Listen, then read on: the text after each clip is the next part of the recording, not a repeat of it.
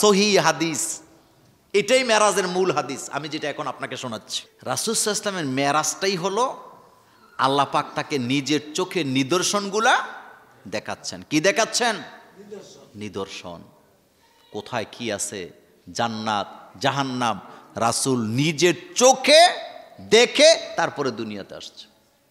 কারণ শোনা কথা দেখা কথা দুইটা এক জিনিস। রাসূল যেন তার উম্মতকে জান্নাত জাহান্নামের বর্ণনাগুলা নিজের মতো করে স্পষ্টভাবে বর্ণনা করতে পারেন, সেজন্য আল্লাহ নিজের চোখ দিয়ে দেখায়া দিলেন। আল্লাহ রাব্বুল আলামিন তার হাবিবকে মেরাজে নিয়ে গেছেন।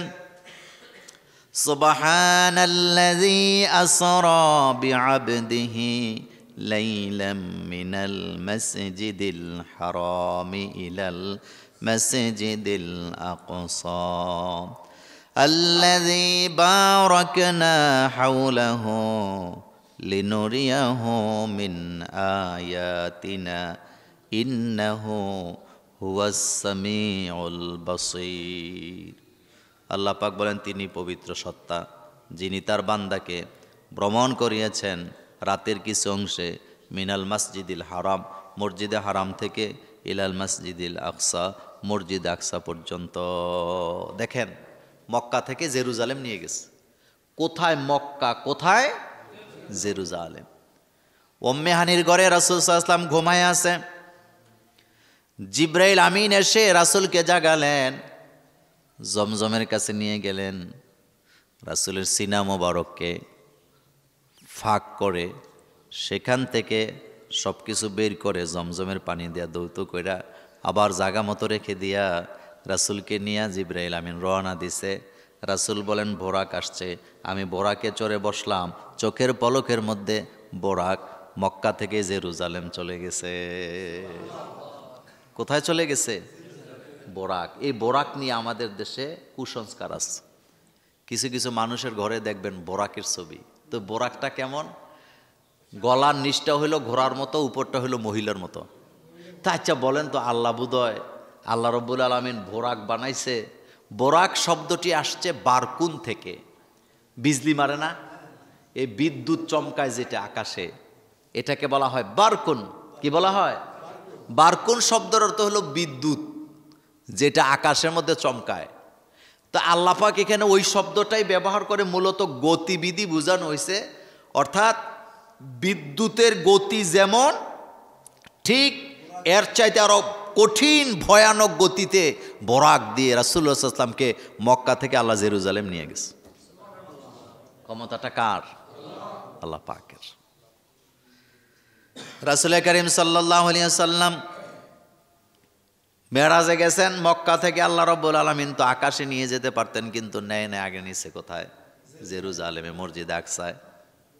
অনেকগুলো কারণ ছিল, তার ভিতরে একটা কারণ ছিল রাসূলুল্লাহ সাল্লাল্লাহু আলাইহি ওয়াসাল্লাম তার মেরাজের সত্যতা যাতে মানুষকে বোঝাতে পারেন, এই জন্য ডাইরেক্ট আসমানে না নিয়া রাসূলুল্লাহকে জেরুজালেম নিয়ে গেছে কে? চোখের পলকে চলে গেছে। একটা কথা মনে রাখবেন, রাসূলুল্লাহ সাল্লাল্লাহু আলাইহি ওয়াসাল্লামের মেরাজটা সশরীরেই হয়েছে। কি শরীরে হয়েছে? স্বপ্নে হয় নাই, চিন্তার মধ্যে হয় নাই, কল্পনার মধ্যেও। রাসূলের মেরাজ হয়েছে সশরীরে। আর এটা ঘটাইছেন কে? আল্লাহ পাক। রাসূল মেরাজ থেকে এসে মেরাজের কথা বলতেছে। আবু জাহিল্লাহ বলতেছে, মুহাম্মদ সাল্লাল্লাহু আলাইহি ওয়াসাল্লাম, তোমারে এতদিন পাগল বলতাম, কিন্তু কোনো দলিল টলিল আসিল না।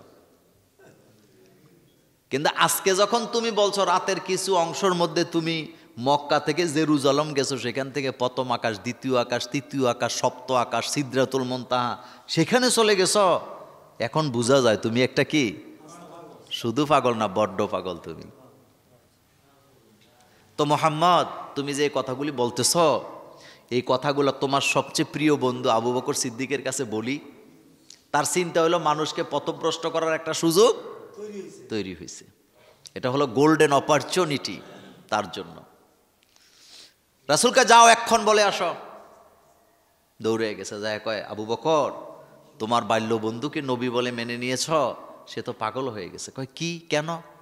কই সে বলল গত রাত্রে নাকি তার মেরাজ হয়েছে, মক্কা থেকে জেরুজালেম কত দূর, সেখান থেকে বলে আবার প্রথম আকাশ, তৃতীয়, চতুর্থ, পঞ্চম, একেবারে সপ্ত আকাশ ঘুরে জান্নাত জাহান্নাম দেখে নাকি আবার চলে আসছে, কিন্তু রাত্র নাকি শেষ হয় নাই। বলো তো এটা কি সম্ভব? হযরত আবু বকর সিদ্দিক হাসি দিয়া বলতেছে, অবশ্যই সম্ভব।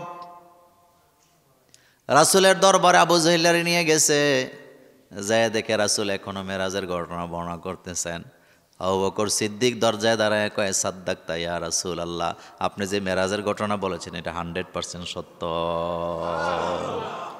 আল্লাহ রাসূল কয়, আমিও তোমার একটা উপাধি দিলাম, তুমি হলা সিদ্দিকে আকবর।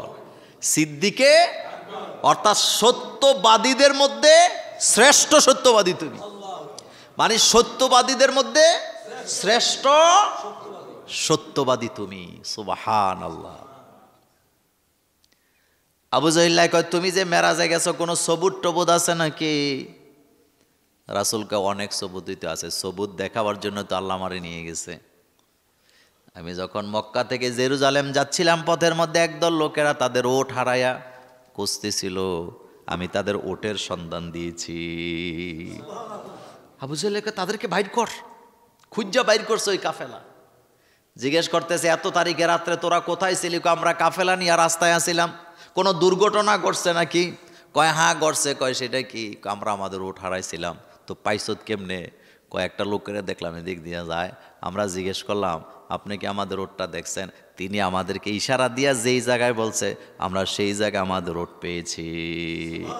আল্লাহ রাসূল কয়, যিনি ইশারা দিছিলেন তিনি আমি মুহাম্মদ সাল্লাল্লাহু আলাইহি ওয়াসাল্লাম। শুনেন, মেরাজের ঘটনা শোনার পর অনেক মুসলমানেরা ঈমান ত্যাগ করছে। অসংখ্য মুসলমান ঈমান ত্যাগ করছে। তার মানে বোঝা গেল ইসলামের বিষয়গুলো বুঝতে হইলে কি লাগে? ব্রেন লাগে। ঠান্ডা মাথায় বুঝতে হয়, গরম মাথায় বোঝা যায় না। এটা কি মাথা লাগে? গরম মাথায় বোঝা। তো আমি বলতেছিলাম রাসূলুল্লাহ সাল্লাল্লাহু আলাইহি ওয়াসাল্লাম একমাত্র নবী যাকে মেরাজ করাইছে কে? আর কোন নবীর মেরাজ হয় নাই। এটা আপনাকে মনে রাখতে হবে। এবার আল্লাহ পাক কি বলছেন দেখেন, সুবহানাল্লাযী, পবিত্র সত্তা তিনি, আল্লাযী যিনি আসরা বিআবদিহি, ভ্রমণ করিয়েছেন তার বান্দাকে, লাইলাম মিনাল মসজিদিল হারাম, লাইলান মানে রাতের কিছু অংশে, মিনাল মসজিদিল হারাম, মসজিদে হারাম থেকে, ইলাল মসজিদিল আকসা, মসজিদ আকসা পর্যন্ত। আল্লাহ রাসূল বলেন, আমি বরাক নিয়ে মসজিদ আকসার সামনে গেলাম, যাই দেখলাম একটা রড, ওই রডের সাথে আমার বরাকটাকে টাইট করে আমি বাঁধলাম। আমি অজু করলাম, আমি মসজিদে ঢুকলাম। জিবরাইল আমাকে বললেন, রাসূল আপনি ইমামতিতে নামাজ শুরু করেন। রাসূল জিজ্ঞেস করলেন, আমি ইমামতি করলে পেছনে নামাজ পড়বে কারা? এবার জিবরাইল বললেন, সমস্ত নবী রাসূলেরা আপনার পেছনে নামাজ আদায় করবে। গুগলে ঢুকলে এখনো পাবেন রাসূল যেই জায়গায় তার বোরাকটা বাঁধছিলেন ওই জায়গাটা এখনো নির্দিষ্ট করা আছে। রাসূল বলেন, 2 রাকাত নামাজ আদায় করে আমি সেখান থেকে বের হলাম। আমার জন্য এবার নতুন আরেকটা যানবাহন আনা হলো, যেটার নাম রফ। আমি সেটাতে চললাম, দুধের মতো সাদা, দুধের মতো সাদা। আমি সেটাতে চড়ে বসলাম, এক লাফে প্রথম আকাশে চলে গেছে। জমিন থেকে প্রথম আকাশের রাস্তা হলো 550 বছর, অথবা 500 বছরের রাস্তা। কয়শো বছরের রাস্তা? 500 বছর। এই 500 বছরের গতিকে তাফসীরবিদরা বলেছেন এটা কোনো স্পিরিট, এটা নৌকা যানবাহনের স্পিরিট বোঝানো হয় না, আলোর গতি বোঝানো হয়েছে। আপনারা যেটাকে আকাশ বলেন, এত কাছে আকাশ না। আলোর গতিতে যদি আপনি আকাশে যেতে চান 500 বছর সময় লাগবে। আলোর গতি প্রতি সেকেন্ডে 1,86,000 মাইল। বলেন 1 লক্ষ, প্রতি সেকেন্ডে 1,86,000 মাইল আলো যায়। সূর্যের তাপ যেটা আলো আসে। আর আপনি যদি জমিন থেকে প্রথম আকাশে এই গতিতে যেতে চান 500 বছর লাগবে। রাসূল বলেন, আমি মেরাজ করে এসেও দেখলাম ঘরের শিকলটা এখনো নড়তেছে, দরজার শিকল, যেই জায়গায় অজু করলাম অজুর পানিগুলো এখনো গড়াচ্ছে। এটা বুঝতে হইলে কি লাগবে? মেধা। মেধা, ঠান্ডা মাথা লাগবে। গরম মাথা দিয়ে কিছু বোঝা যায় না। মাথা যদি গাজাগুড়ি হয়, এটা দিয়ে কিছু বোঝা যাবে? বোঝা যাবে না। আল্লাহ পাক বলেন কেন নিলাম, দেখেন এবার আল্লাহ বলছেন আল্লাযী বারাকনা হাওলা।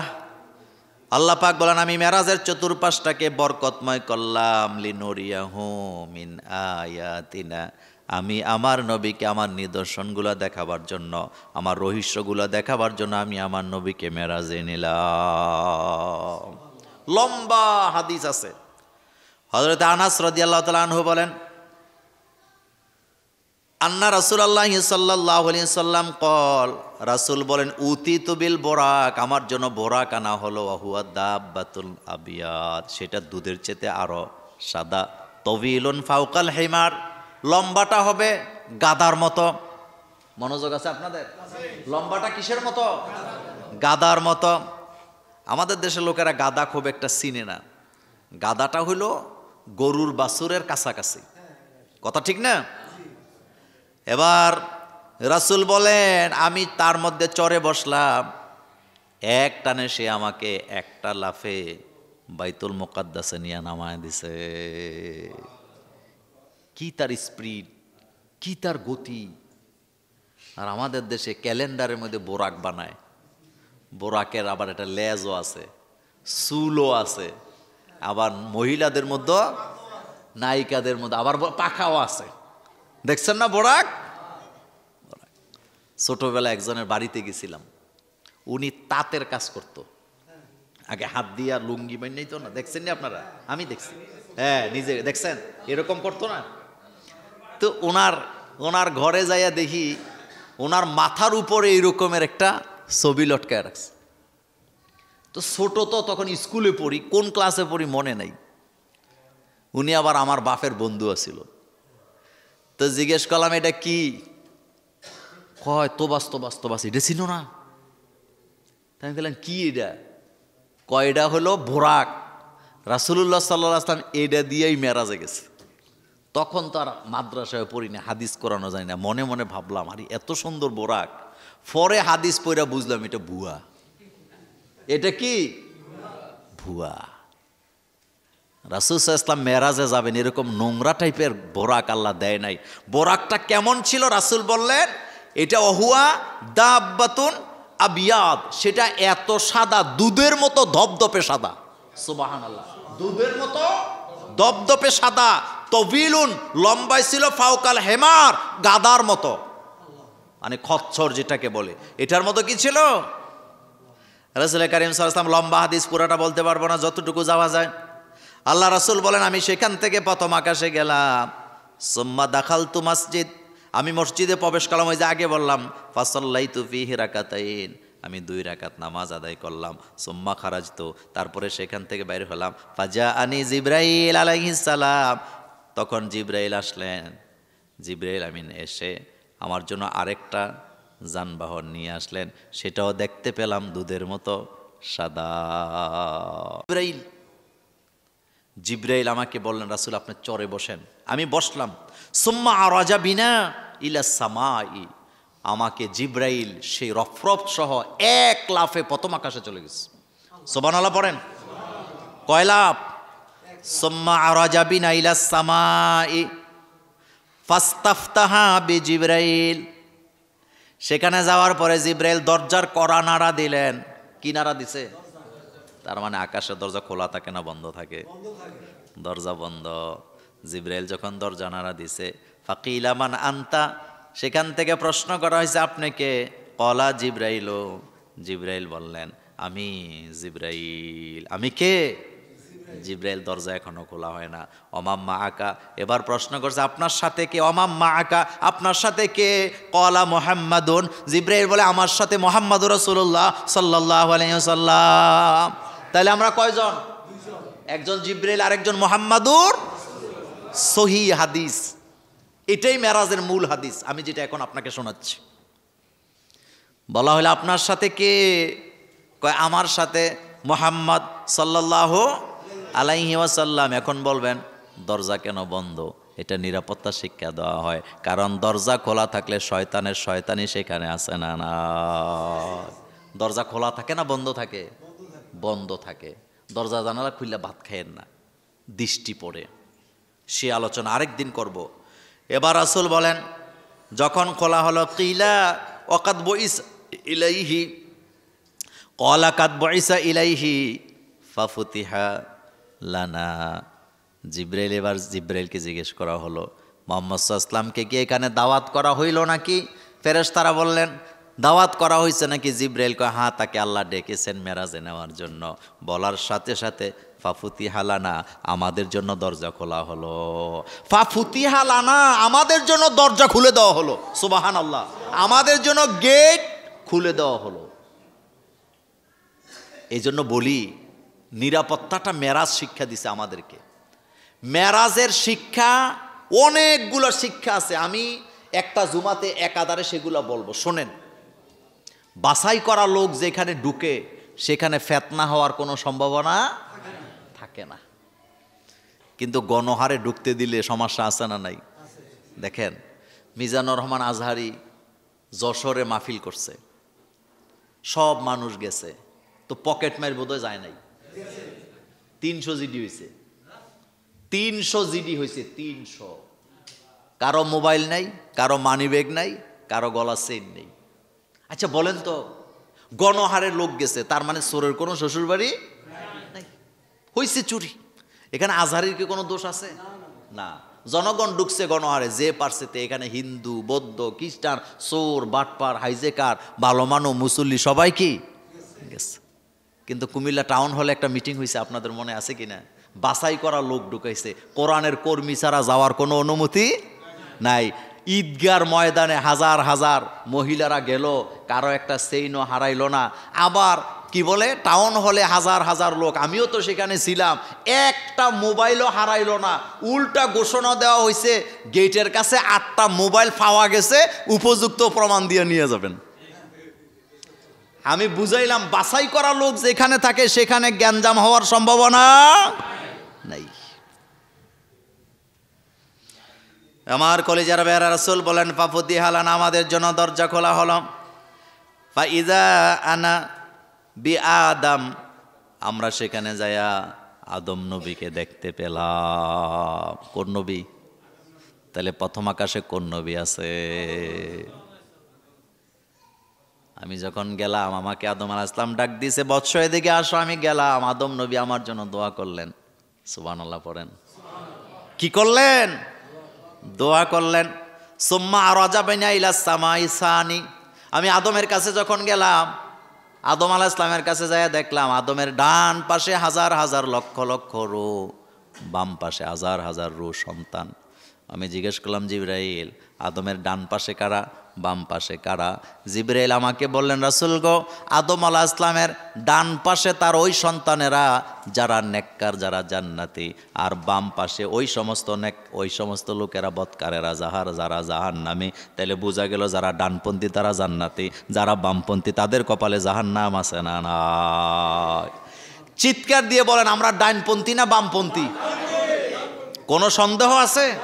দুনিয়ার সব নবীরা ছিল ডাইনপন্থী, খাওয়া লাগে ডাইন হাতে, কাজ করা লাগে ডান হাতে। আর আমাদের দেশের রাজনীতিবিদরা বলে হয়ে গেছে বামপন্থী। তোর মাথা ঠিক আছে বেটা? ডাইনে না বামে? ডাইনটা আগে চলে না বামটা আগে চলে? ডাইন আগে চলে, ডান ডান। হযরত ইব্রাহিম আলাইহিস সালাম যখন মূর্তি ভাঙতে গেছিলেন, প্রথমে কোন হাত দিয়ে থাপ্পড় দিছে?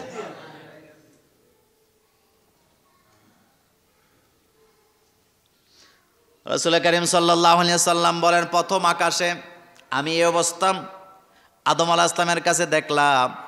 সেখান থেকে সুম্মা আরাজা বিনা ইলা সামাই সানি, সেখান থেকে আমাকে নিয়ে জিবরাইল দ্বিতীয় আকাশে চলে গেলেন। কোন আকাশে? ফাস্তাফ তাহা জিবরাইল আলাইহিস সালাম, ওই আগের মতো ঘটনা। সেখানে যখন আমরা গেলাম, যায় দেখলাম এবার দ্বিতীয় আকাশে যাইয়া আমাদের সাথে সাক্ষাৎ হলো হযরতে ঈসা নবী এবং হযরতে ইয়াহইয়া আলাইহিস সালাম এবং জাকারিয়া আলাইহিস সালামের সাথে আমাদের দেখা হয়ে গেল। আমরা দেখতে পেলাম সেখানে। আমার কলিজার ভাইরা, রাসূল সাল্লাল্লাহু আলাইহি ওয়াসাল্লামের মেরাজটাই হলো আল্লাহ পাক তাকে নিজের চোখে নিদর্শনগুলা দেখাচ্ছেন। কি দেখাচ্ছেন? নিদর্শন। কোথায় কি আছে, জান্নাত জাহান্নাম, রাসূল নিজের চোখে দেখে তারপরে দুনিয়াতে আসছে। কারণ শোনা কথা দেখা কথা দুইটা এক জিনিস। রাসূল যেন তার উম্মতকে জান্নাত জাহান্নামের বর্ণনাগুলা নিজের মতো করে স্পষ্টভাবে বর্ণনা করতে পারেন, সেজন্য আল্লাহ নিজের চোখ দিয়ে দেখাইয়া দিলেন। কবি বলেছেন, শানিদা কায় বুয়াদে মানেন দে দিদা, শানিদা কায় বুয়াদে মানেন দে দিদা, তোরা দিদা ওয়ো সুফরা শানিদা। শোনা কথা দেখা কথা কখনো এক হয় না। যেটা দেখে সেটা যত সুন্দর করে বর্ণনা করা যায়, শোনা কথা সেভাবে বর্ণনা করা যায় না। দ্বিতীয় আকাশে হজরত ইয়াহিয়া হজরত ঈসা নবীর সাথে দেখা হলো। রাসূল বলেন ৩ নাম্বার আকাশে যাওয়ার পরে হজরত ইউসুফ আলাইহিস সালামের সাথে আমার দেখা হলো। ৪ নাম্বার আকাশে হজরত ইদ্রিস আলাইহিস সালামের সাথে দেখা হলো। ৫ নাম্বার আকাশে হজরত হারুন নবীর সাথে দেখা হলো। ৬ষ্ঠ নাম্বার আকাশে হজরত মূসা আলাইহিস সালামের সাথে আমার দেখা। সর্বশেষ ৭ম আকাশে যখন গেলাম হজরত ইব্রাহিম নবীর সাথে দেখা। কোন নবী?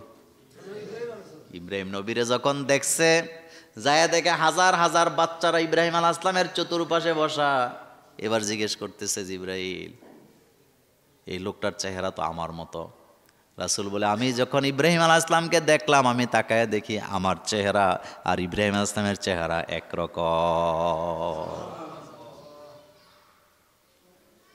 মুহাম্মদ সাল্লাল্লাহু আলাইহি ওয়াসাল্লামের চেহারা আর কোন নবীর চেহারা এক? তিনি আমাদের কি হয়?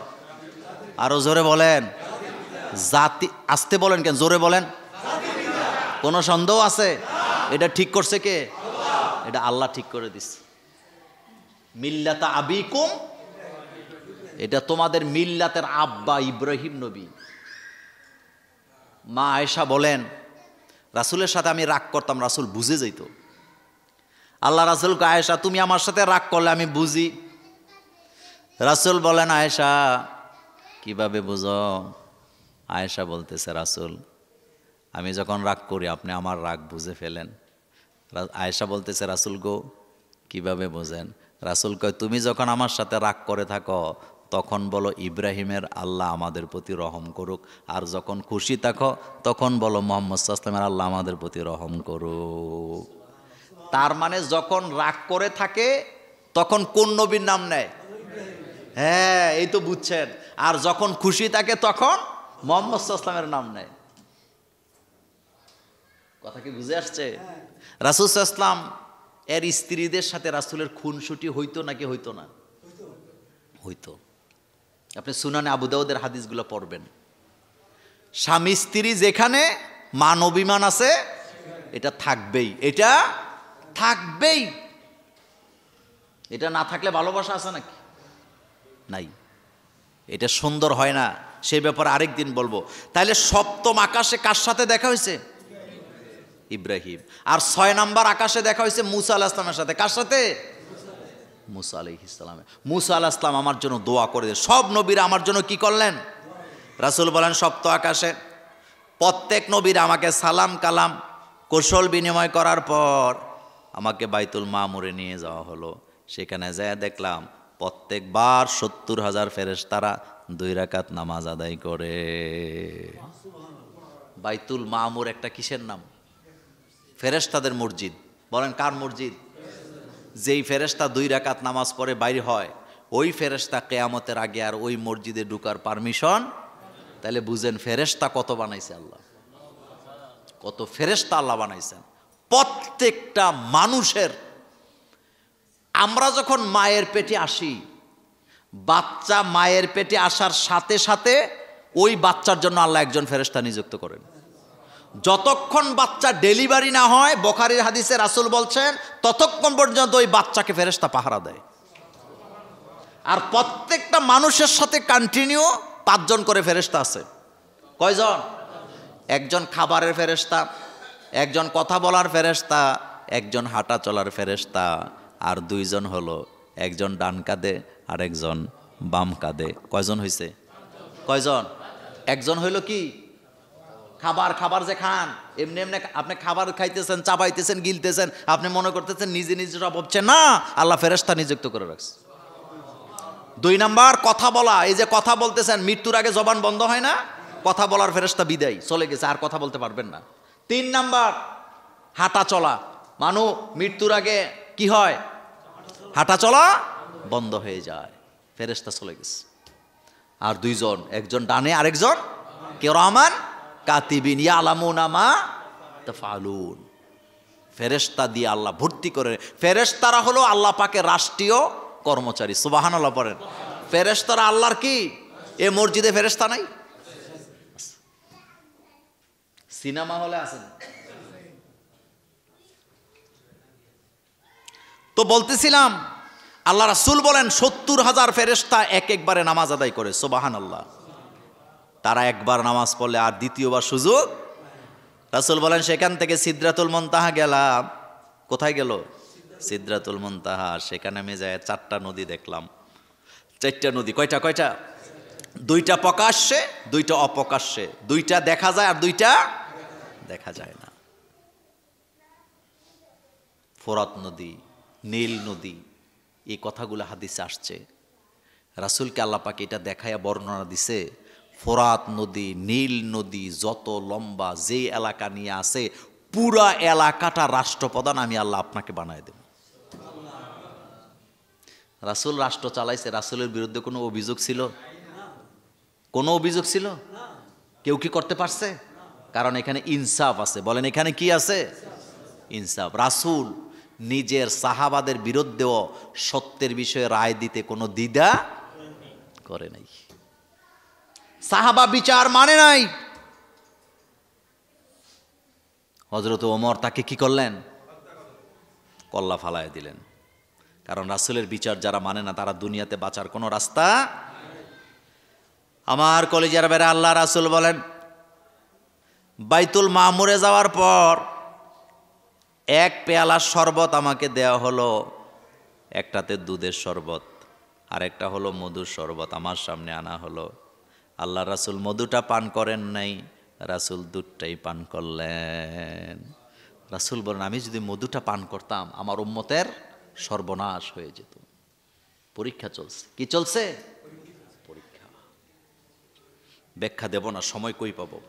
তাহলে লিনুরিয়াহু মিন আয়াতিনা, রাসূলুল্লাহ সাল্লাল্লাহু আলাইহি ইসলামকে নিদর্শন, জান্নাত, জাহান্নাম দেখাবার জন্য নিয়ে গেছে কে? রাসূল মেরাজ থেকে এসে আয়েশাকে বলতেছে, আয়েশা জাহান্নামে আমি নারীদেরকেই বেশি দেখলাম। কাদেরকে বেশি দেখছেন? মহিলাদেরকে। বলেন কাদেরকে? মা আয়েশা বলেন রাসূল আমাদেরকে বেশি দেখার কারণ কি? রাসূল বললেন তোমাদেরকে বেশি দেখার কারণ 2টা। 1 নাম্বার কারণ হলো তোমরা স্বামীর প্রতি কৃতজ্ঞতা প্রকাশ করো না।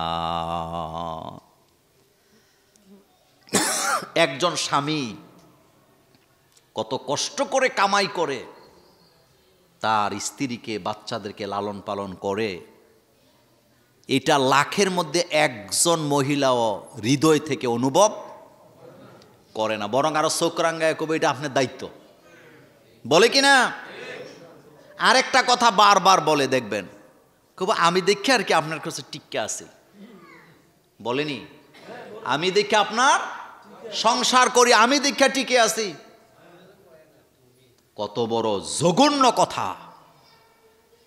অথচ রাসূল বলতেছেন তোমার স্বামী তোমার জন্য এতটাই গুরুত্বপূর্ণ, আল্লাহ ছাড়া কাউকে সেজদা দেওয়া যায় না। যদি যাইতো আমি নারীদেরকে হুকুম করতাম তারা যেন স্বামীর পায়ে সেজদা দিয়ে পড়ে থাকে। রাসূল বললেন তোমাদের নারীদের মধ্যে অকৃতজ্ঞ, স্বামীর কৃতজ্ঞতা প্রকাশ করে না। স্বামীর কৃতজ্ঞতা যদি প্রকাশ করত, নারীরা বিনা হিসাবে জান্নাতে চলে যেত। রাসূল বলেন আয়েশা কারণ 2টা। বলেন কয়টা? 1 নাম্বার কারণ হলো তোমরা স্বামীর প্রতি কি থাকো না, কৃতজ্ঞতা প্রকাশ করো না। আর 2 নাম্বার কারণ তোমরা কথায় কথায় মিথ্যা কসম করে। মহিলারা অভ্যাস এটা আছে না? আল্লাহরও শুকরিয়া করে না। মাল্লাম ইয়াশকুরুন নাস লাম ইয়াশকুরুল্লাহ। রাসূল বলছেন যারা মানুষের শুকরিয়া করলো না তারা আল্লাহরও শুকরিয়া করে না।